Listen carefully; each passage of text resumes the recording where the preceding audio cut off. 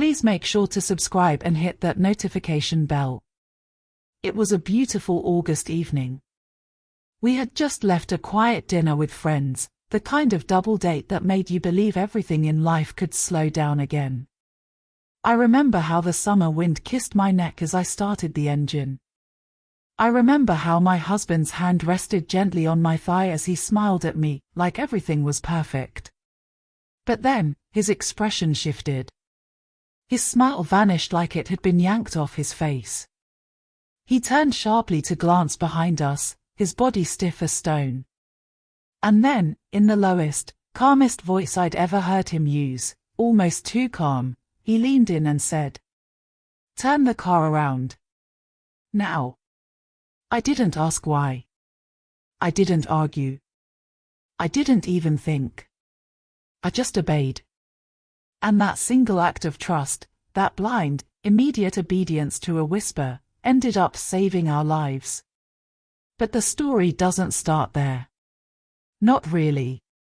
To understand why that moment was so chilling, you'd have to know what happened before that night, the secrets, the lies, and the man I thought I married. You'd have to hear it from me. They say you never really know a person until you've seen them in fear. But I knew something wasn't right long before my husband whispered those words. I'd started to feel it in the way he held me at night, like he was trying to protect me from something I couldn't see. My name is Danielle Isaiah. I'm a therapist. I spend my days listening to people talk about their anxiety, their paranoia, their fears. I'm trained to sense when something's off. And yet somehow, I missed the warning signs in my own home. Or maybe, I chose to miss them. Liam, my husband, was always the quiet, composed one. A finance guy. Suits, spreadsheets, espresso. We'd been married for 7 years, and I'd never seen him lose his cool. Until recently. It started 3 months ago. He came home late from work. Again. I remember asking him where he'd been. He kissed my forehead and told me he had a late meeting. That he was sorry. That he'd make it up to me. But that night, I found him standing in the dark in our kitchen, staring at his phone like it had just shown him a death sentence. "Liam." I'd whispered, startled. "What are you doing?" He jolted like I'd shot him. "Nothing," he said too quickly, turning the screen away from me. I couldn't sleep. But that wasn't true. He couldn't breathe. It was in his body language. The subtle tremble in his fingers. The sweat beading at the back of his neck even though the air was cool. I let it go. I told myself it was work stress. Maybe some bad news about the markets. Maybe a private client meltdown. But in the weeks that followed, more odd things happened. He started locking his phone. He triple-checked the front door every night. He installed security cameras without discussing it with me. And once, just once, I caught him crying. My 6'2", unshakable husband, crying silently in our walk-in closet, thinking I couldn't hear him. I didn't push. I told myself I'd wait until he was ready. But something inside me, something ancient, started to ache. A low hum of dread that never went away. So when we left our friend's house that evening and he whispered those 5 words. "Turn the car around. Now." I knew. Whatever he had been running from, had just caught up. And this wasn't just about us anymore. This was about survival. I made the turn without signaling. My heart was in my throat, my hands gripping the wheel like it was the only thing keeping me tethered to reality. We were halfway through the quiet suburban street when Liam reached across and switched off my headlights. "What are you?" "Just drive. Slow. And don't ask questions." His voice didn't sound like him. It sounded trained. Like he'd been in this situation before. Like he knew what was coming. I obeyed. The neighborhood fell into eerie shadow. Porch lights flickered in the distance. Wind whistled through the cracked window, carrying the faint scent of someone grilling in the next block, normalcy mocking us. "Look in your mirror," he muttered. I glanced at the rearview mirror, and there it was. A black SUV. No headlights. No plates. Following at a distance, but close enough to keep us in view. I didn't know how long it had been behind us.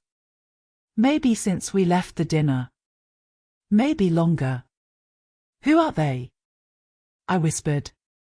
Liam didn't answer. Instead, he pulled his phone from his pocket, tapped a contact labeled only with a red asterisk, and raised it to his ear. No one answered. He hung up, cursed under his breath, and then did something that nearly made me crash the car. He opened the glove compartment and pulled out a gun. A gun. I slammed on the brakes, skidding slightly, nearly swerving onto a patch of lawn. "What the hell is that?" "Keep driving, Danny," he barked, snapping the clip into place. "Keep moving. Don't stop again unless I tell you." I stared at him, my knuckles white on the wheel.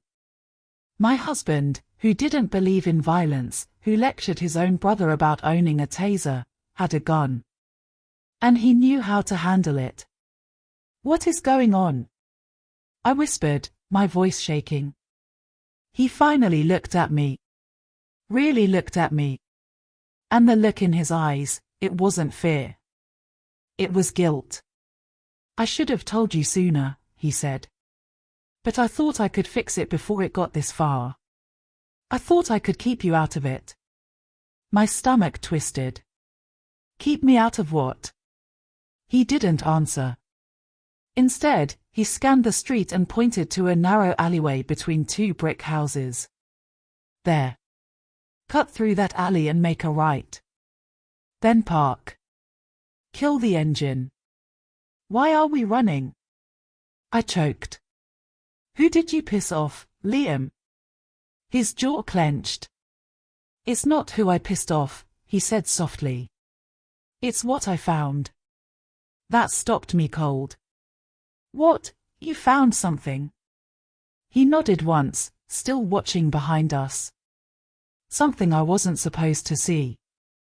Something that could get people, powerful people, put behind bars for the rest of their lives." I thought I was being careful. I thought they didn't know I had it. But I was wrong. The alley swallowed us into shadow. My pulse was drumming in my ears now. "What do you have?" I whispered. He pulled out a USB drive from his pocket, silver, scratched, and taped in the middle, and held it up like it was the cursed ring from a horror movie. "This," he said, "is the reason we're not dead. Yet." My throat dried up. And suddenly, it hit me. This wasn't just about Liam's secrets anymore. This was bigger. More dangerous. More layered. The kind of situation that ends in headlines, or funerals. I parked behind a dumpster, heart hammering. The SUV didn't follow us into the alley, but I could still feel its presence, circling somewhere nearby like a shark tasting blood. "Danny," he whispered, gripping my hand. "If something happens to me, you take this drive and you run. Do you hear me? You run and don't look back.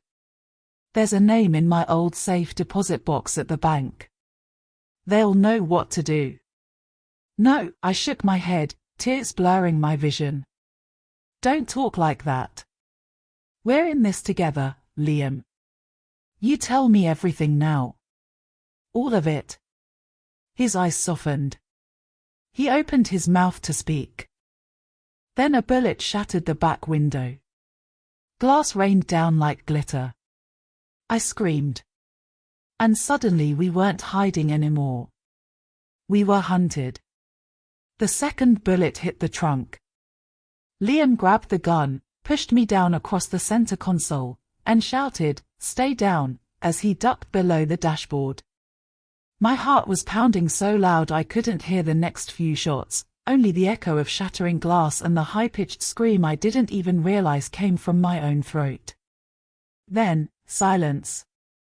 No footsteps. No shouting. Just the wind rustling the trash in the alley and the stifling sound of my own gasps. "They're not trying to kill us," Liam muttered beside me, eyes narrowed. "Not yet. They're trying to scare us into running." He looked at me, his voice low and urgent. "We have one shot at this, Danny. But I need to know, are you ready to hear everything? Even if it means your world will never feel safe again." I looked him in the eye and nodded.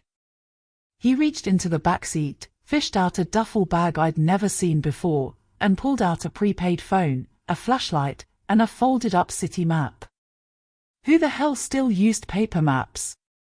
Apparently, my husband did. "We're heading to the old South Point warehouse," he said.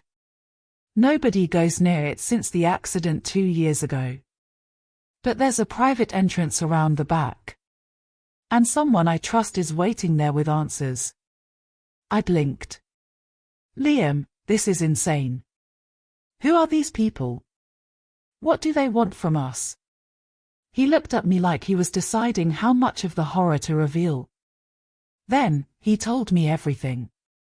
10 months ago, Liam's firm took on a new client, a private international consortium posing as a tech investment group.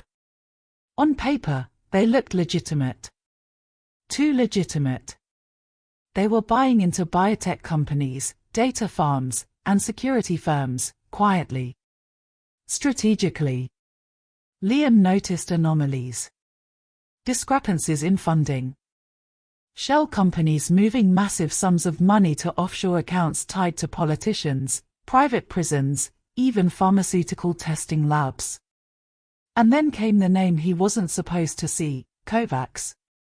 Kovacs wasn't a company, it was a code name.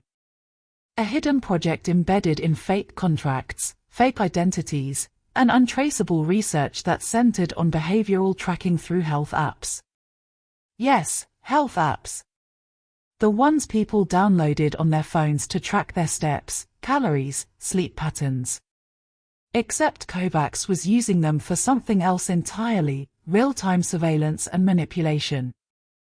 Psychological algorithms that could predict and sway decision-making. Votes. Purchases. Even relationships. "They're calling it influence mapping," Liam explained as I stared at him, stunned. "Digital puppeteering. And they've already tested it in 3 states. I felt sick. He tapped the USB drive. "This has everything. Names. Locations. A list of people they've blackmailed, or killed, to keep it buried." I stared at him. My husband, the mild-mannered finance guy, was sitting on one of the biggest conspiracies in the country. "And you just, what?" I said, my voice cracking. "Stole it. I copied it," he said. "And made sure they couldn't trace it back to me.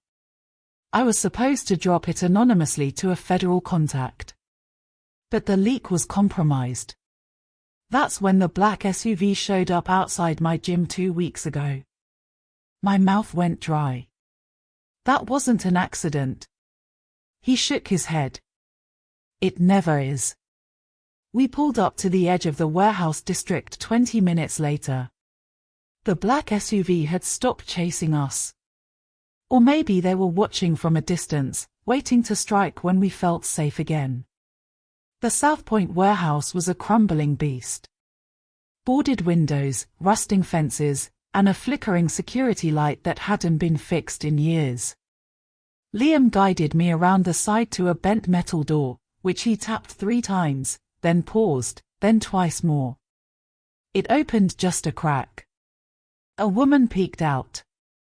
She looked no older than 30, with short cropped hair, combat boots, and a sharp stare that missed nothing. "Code?" she asked. "Red Ledger 7, Liam replied. She nodded and stepped aside.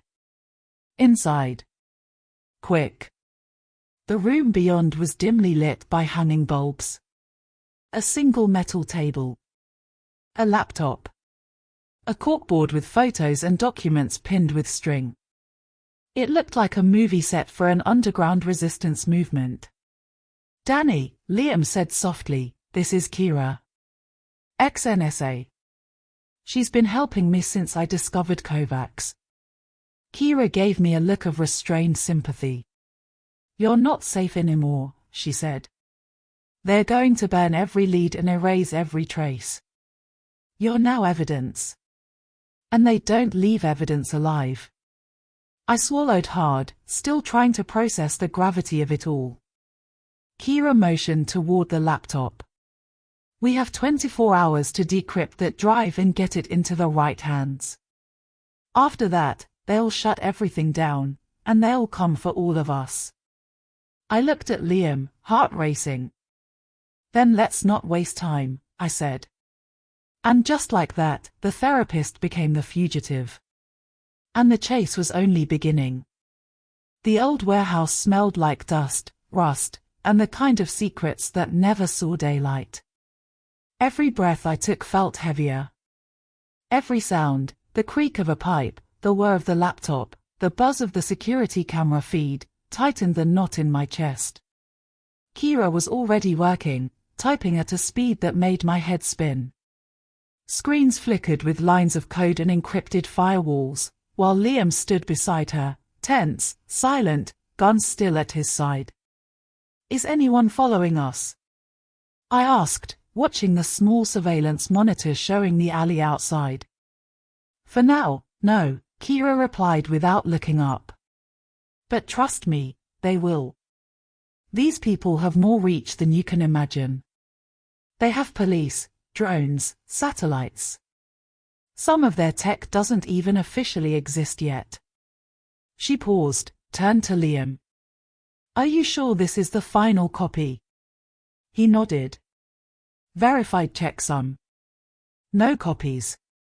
No trails." Kira sighed. "Then we're down to one chance." She slid a burner phone across the table toward me. "That's your lifeline. There are only 2 numbers programmed in it, mine and a contact in DC. If anything happens to me or Liam before sunrise, you get in a car and call that second number. He's in deep cover, but he'll get you to safety." My throat tightened. "What about you?" Kira gave a bitter smile. "Me? I stopped believing in safety a long time ago. While they worked, I walked the perimeter of the warehouse, unable to sit still. Every broken window felt like a sniper's vantage point. Every parked car outside felt like bait. That's when I saw it. A drone, silent, black, barely visible, hovering just above the far corner of the building. "Kira," I whispered. "We've got company."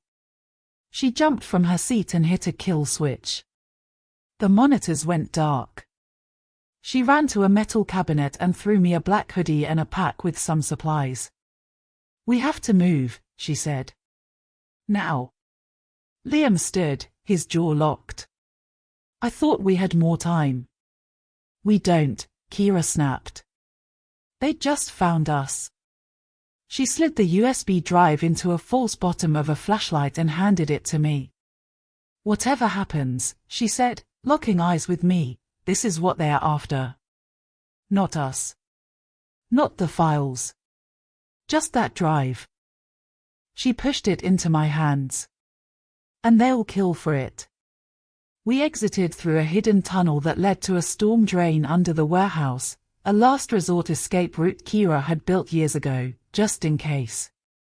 The tunnel was cold and wet, the air sharp with mold and old rainwater. Our footsteps echoed like thunder. Liam held my hand the entire time.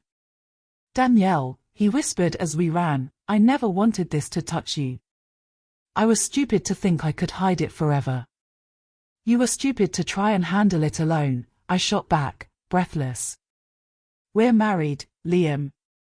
You're not the only one willing to risk everything." He looked at me, and for the first time in days, he smiled.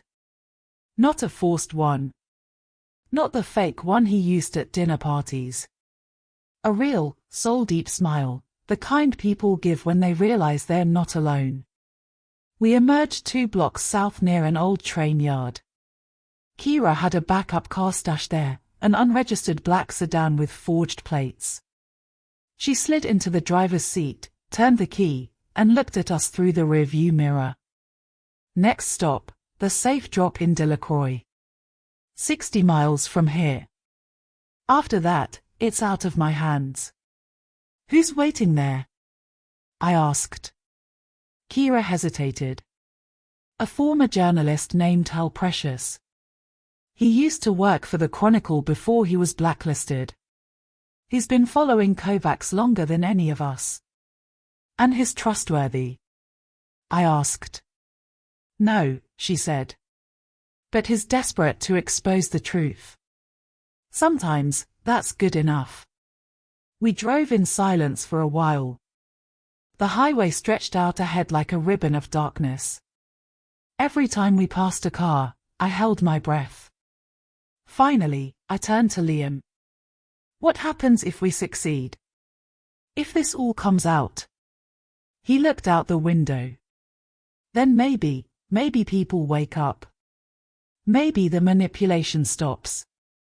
Maybe the world starts paying attention to what they're handing over in every app, every search, every tap. And if we don't? He didn't answer. He didn't need to.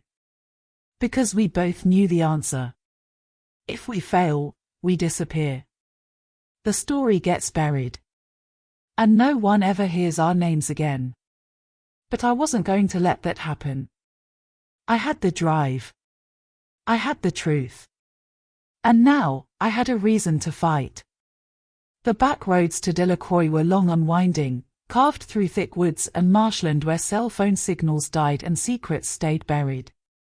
It was nearly 2 a.m. when Kira finally turned off the highway and guided the car down a narrow gravel path that crackled under the tires like brittle bone.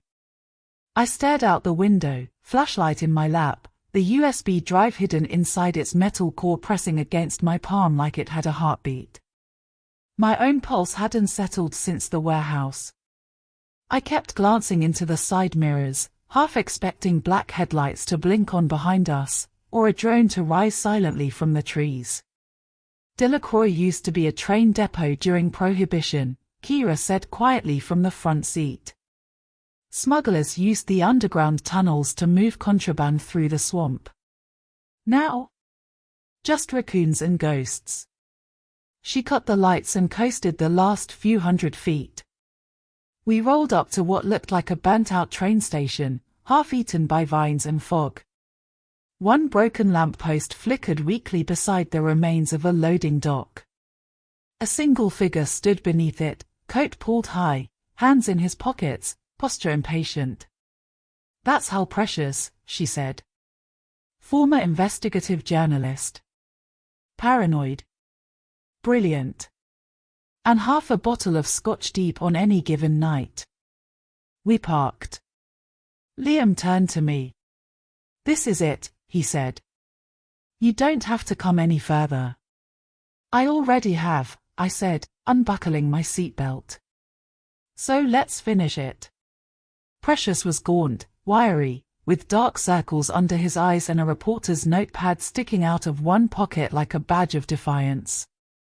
I didn't think you'd actually show, he grunted at Kira. After your last message, I figured they already got to you. Nice to see you, too, she muttered. He turned to Liam. And you must be the husband. The guy with the Holy Grail. Liam gave a tight nod. It's real. And it's complete. Precious raised an eyebrow. That's what they all say, right before they vanish. I stepped forward, holding the flashlight. Precious's eyes narrowed. She's the one carrying it. She's the reason it hasn't already fallen into the wrong hands, Liam replied. Precious nodded slowly, then gestured toward the shadowed remains of the depot. Come on. We're not talking out here in the open. I've got a Faraday cage inside. You want this thing decrypted safely, we do it my way. Inside the depot, the smell of mildew hit like a slap. Old lockers lined the walls, rusted and bent. Precious led us to a back room that had been retrofitted into what looked like a conspiracy theorist's war room, corkboards covered in red string, hard drives stacked like bricks, maps dotted with pins. In the center of the room sat a metal crate, a portable Faraday enclosure, designed to block all wireless signals. He placed his laptop inside, reached for the flashlight, and popped it open to retrieve the USB. Once I open this, he warned, we've got one shot. The moment it touches the web, someone's gonna know. Probably within seconds. Liam exhaled. We're ready. Precious inserted the drive. And the room held its breath. The screen lit up. Folders. Dozens of them. Each labeled with coded strings, each packed with PDFs, audio files, scanned documents, and internal communications. Kira leaned in. That's it. Precious clicked through one. A scanned medical record. The patient, a 9-year-old girl. Wait, I said. Why are there medical records? Precious opened another file. Then another. Each one more disturbing than the last. Unapproved drug trials. Behavioral data harvested from school-issued tablets. Emotional response metrics from children's apps. They were testing psychological manipulation on children. My stomach turned. They've been running simulations on an entire generation, Kira whispered. This isn't just surveillance, it's programming. Liam stared at the screen, jaw clenched. I told you it was bad, he said. But even I didn't know it was this bad. Suddenly, the laptop blinked. A red alert box popped up on screen. Connection ping detected, 38.244. Precious's eyes widened. They've found us. He yanked the USB out, closed the laptop, and stuffed both into a lead-lined case. Kira stood up fast. Grab your gear. We're splitting up. What? I asked, heart racing. They'll be here in less than 5 minutes, she said. You and Liam take the back route. I'll draw them toward the east exit. Hal, take the data and vanish. Burn everything else. Precious looked pale but nodded. Liam grabbed my hand. Come on. No, I said, locking eyes with Kira. I'm not leaving unless I know we're going to stop them. For good. Kira looked at me like she was seeing me for the first time. You might just be the missing piece in all of this, she said quietly. Now run. We disappeared into the darkness just as distant engines growled in the distance. 3, maybe 4 black SUVs, their silhouettes slicing through the fog. They didn't know who had the drive. They didn't know which of us was the leak. But we were done hiding. We had the truth. And now, they were going to hear it.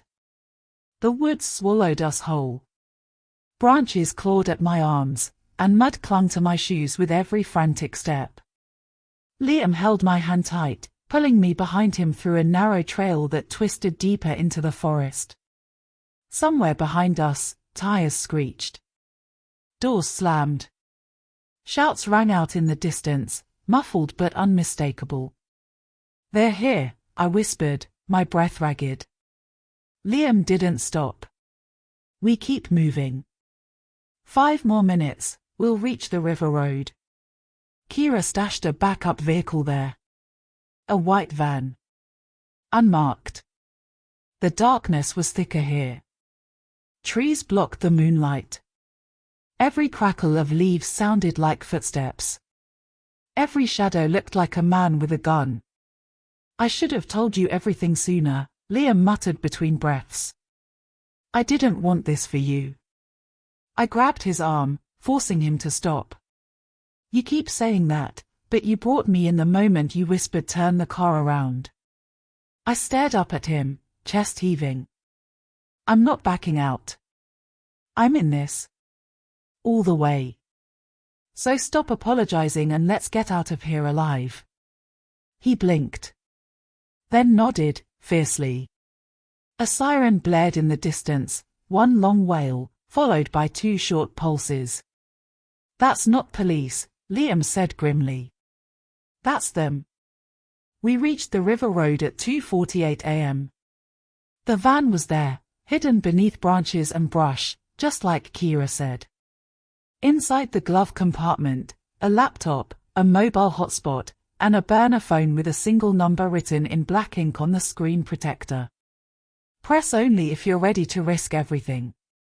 Liam handed the phone to me. I decrypted the last file on the drive before we left the warehouse, he said. It's not just data. It's video. Footage of one of their test sites. Real kids. Real manipulation. Real damage. I looked down at the phone, then at the laptop. I'm broadcasting this. Danny, he started, but I raised a hand. No more waiting. No more hiding. If I send this to just one journalist, they'll bury it. If I go through official channels, they'll intercept it. But if we broadcast it live, if we stream it on multiple platforms at once, no filters, no edits, they can't kill the truth fast enough. Liam looked at me like I'd grown wings. You're not the woman I married, he said. No, I said softly. I'm stronger. We parked the van in a dead zone, under the cover of heavy trees. Liam set up a signal scrambler while I connected the laptop. My hands were shaking, but my mind was sharp. I'd never felt more awake in my life. I opened the drive. And there it was. A folder labeled, Phase 0, Project Kovacs, Proof. Inside. Video recordings of children's reactions to implanted content. Emails coordinating manipulation tests. Contracts tied to top politicians and major tech companies. A document titled, Projected Rollout, 2026, Full Influence Capability. I launched the stream. Facebook. YouTube. Twitch. X, every channel we could hit in 30 seconds. And then I hit play. The footage began with smiling kids in a classroom. A narrator spoke gently about improving student engagement through predictive learning tools. Then the smiles faded. We watched how apps rewarded certain behaviors and punished others, subtly guiding the children's choices. We saw live metrics showing how their decisions could be predicted with 94% accuracy by day 3. One child began refusing to speak entirely by day 6. One by one, the faces blurred into a sea of victims. Liam watched, eyes glassy. This is what they were hiding, he murmured. Not just the tech. The damage. Within 90 seconds, our stream was blowing up. Comments poured in. Shares exploded. Screenshots circulated. Hacktivist accounts picked it up. News agencies began broadcasting midstream. We had done it. We had ripped the mask off. And then, the van's windshield shattered. Gunfire. We ducked. Liam pushed me down as bullets tore through the side of the van. Keep the stream going, he yelled. The laptop's battery cable sparked, but the stream held. I scrambled to the floor and yanked open the secret compartment beneath the seats. Kira's note was still taped inside. If they come, run east. There's a shack near mile marker 12. It's off-grid. You'll have 2 hours before they trace it. Use it wisely. I screamed, Liam, go. Now. He fired twice out the window, then grabbed the laptop and pulled me by the wrist. We ran into the night, bullets cracking behind us. By sunrise, we reached the shack. Collapsed inside, covered in dirt, blood, and ash. But the video had gone viral. Major networks were running with the story. Tech CEOs were issuing statements. Government agencies had launched emergency investigations. Kovacs was exposed. And we were alive. Or so we thought. Because just as I caught my breath, the burner phone buzzed once. A message appeared. Nice stream, Mrs. Isaiah. But you only uncovered Phase 0. Phase 1 begins in 6 days. And you're already on the list. The message on the burner phone glowed like a curse. Nice stream, Mrs. Isaiah. But you only uncovered Phase 0. Phase 1 begins in 6 days. And you're already on the list. I stared at the screen, heart pounding. They know my name, I whispered. Liam leaned over my shoulder, reading it. Then he looked at me, not with panic, not even with fear, but with resolve. Then we don't wait for Phase 1, he said. We stop it before it begins. For the next 48 hours, we didn't sleep. News of the Kovacs leak spread like wildfire. Media outlets debated its authenticity, but the footage was undeniable. Parents were furious. Whistleblowers began surfacing. Senators called emergency hearings. Tech stocks tanked.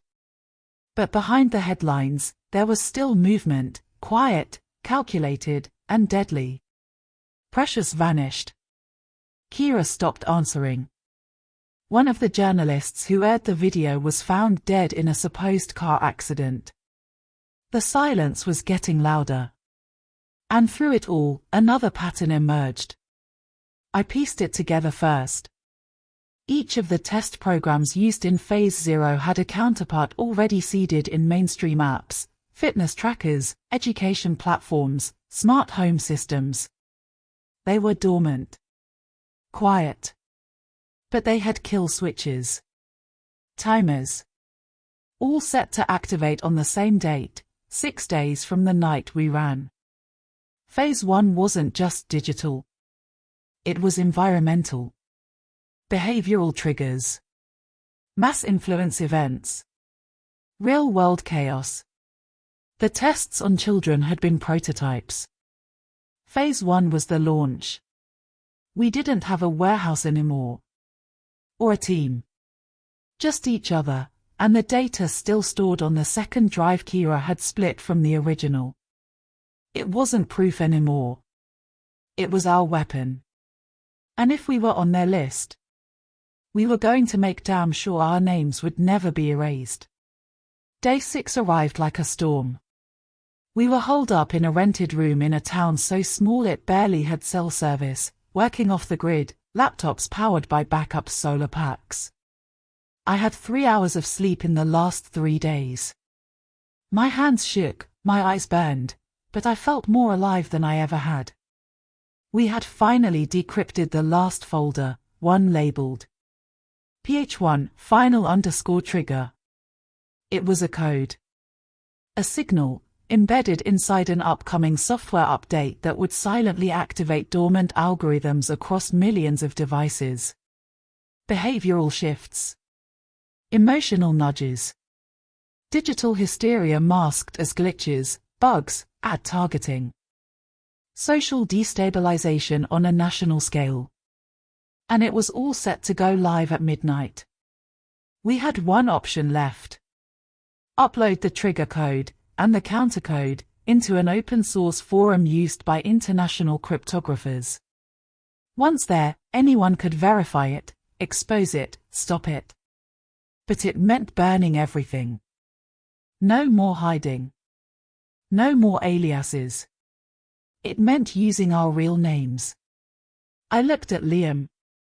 If we do this, I said, there's no going back. He took my hand. There was never going back, Danny. Only forward. With you. At 11:56 p.m., I pressed upload. The files surged into the open forum. Within seconds, comments started flooding in. Encryption keys were verified. Coders from across the world began dissecting the trigger. And at 12:01 a.m., the moment the Phase 1 signal was supposed to activate, nothing happened. Because we had stopped it. We had shut down the code before it could poison the world. We couldn't go home. Not ever. Our names were everywhere now, on court records, in interviews, across underground channels. Some called us heroes. Some called us traitors. But the truth? We were just two people who didn't look away.